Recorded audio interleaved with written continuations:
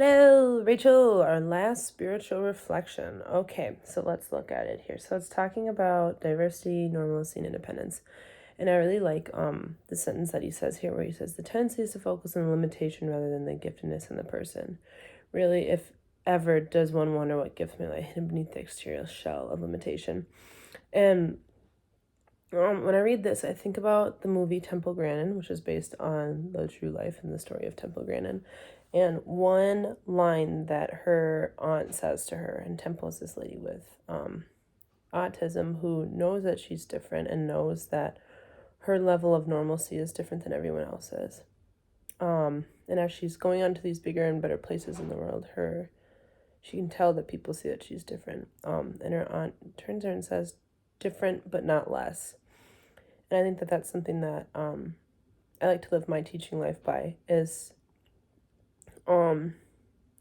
being able to acknowledge that there is difference and that maybe this difference could be, a interdependence on like technology for communication or an inability to understand certain social cues or maybe an ability to walk independently, whatever it may be. And this is different, but definitely not less.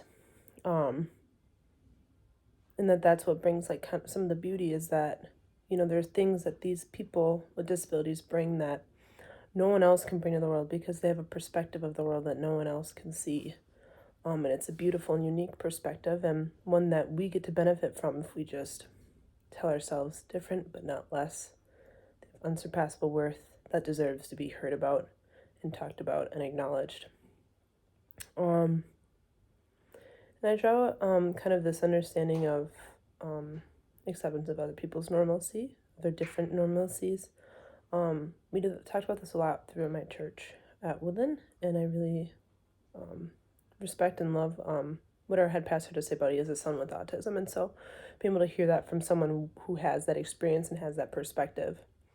And again, I just kind of take this away from my own life experiences too, and spending time with people with disabilities and really seeing the world from their point of view, allowing them to show me.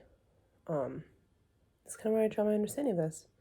So yeah, thanks for such a great class and for the lessons that come with it. And yeah, have a great spring, and I hope to have another class with you soon.